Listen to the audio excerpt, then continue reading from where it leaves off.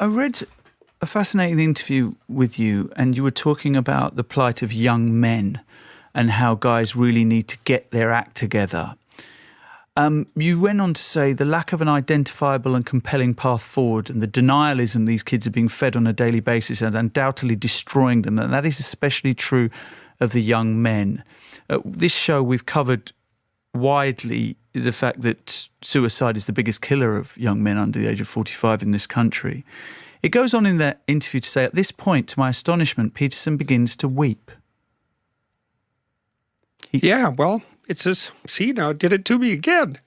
Look, last night, I was at this talk I gave, and about 1,000 people came, and about 500 of them stayed afterwards, and most of them were young men, and just one of them after the other comes up to me, and they shake my hand, and they say, look, I've been listening to what you've been saying for 6 months, and it's changed my life. It's like I was depressed, I was addicted to drugs, my relationships weren't working out, I was hopeless, I didn't have any goal.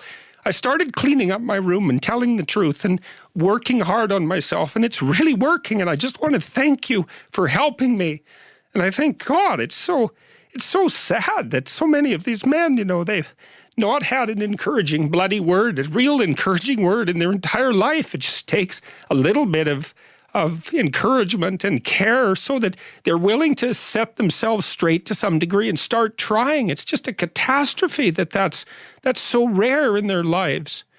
And so, yeah, well, every time, you see, because I see the same thing when I'm talking, my audiences are often composed mostly of men between, say, 20 and 35, not exactly young, but young enough. And they're desperate for a discussion about responsibility and fair play and noble being and working properly in the world, and the idea, and to hear the idea that their lives actually matter, that if they straighten themselves up and fly right, that they'll have a beneficial effect on themselves and their family and the community, and that the world is starving for that. And for them as individuals, not for them as a group, but for each of them as individuals. So, yeah, it breaks me up. Every time the topic comes up, it breaks me up because it's so damn sad. And we're so stupid. We're alienating young men. We're telling them that they're patriarchal oppressors and denizens of rape culture and tyrants in waiting, and we fail to discriminate between their competence and their tyranny. And it's awful. It's so destructive. It's so unnecessary. And it's so sad. And so whenever I think about it, especially because of all that I've seen of it, it makes me sad, like deeply. It's so sad. Why has it happened? Oh, God, that's a complicated question. I mean, well, it's partly happened because every culture has a tyrannical element, I mean, our culture isn't perfect. There is oppressive elements to it. It's not completely fair. So some of it is just the age-old observation that you don't get a culture without a bit of a tyranny. A lot of it is resentment and failure to take responsibility. It's people saying, instead of looking at the part they play in making the world a dark and terrible place, they blame something like the patriarchy and then assume that all the men who compose it are somehow malevolent tyrants or tyrants in waiting. It's like it's ideological possession. There's just no excuse for it. It's motivated by resentment. Does mostly. Feminism have a role to play in that? Well, it depends on how you define feminism. If it's the feminism that says, wouldn't it be lovely if women could offer what they have to the world so that the world would be a better place on the same footings as men? Well, no, that's great. If it's the feminism that says that Western culture is an evil, corrupt patriarchy, then absolutely.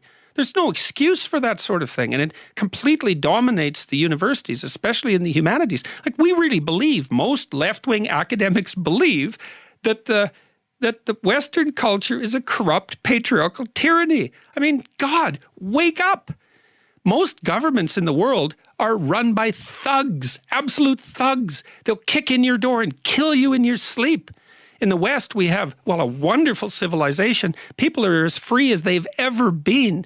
You can live well here as an individual. And to consider that, a corrupt patriarchal tyranny, and to lay that at the feet of young men, and then to tell them that they have to be discriminated against because of the systemic, let's say, racism and misogyny of the past.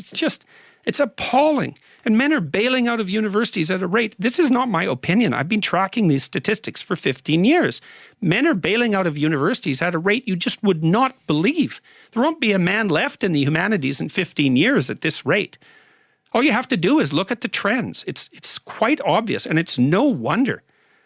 So, and it's just appalling. And I've also been described as misogynist because, I've been trying to strengthen young men. It's like, of all the ridiculous ideas, that strengthening young men is somehow misogynist. I mean, God, I can't even believe what you would have to think that that was a good idea.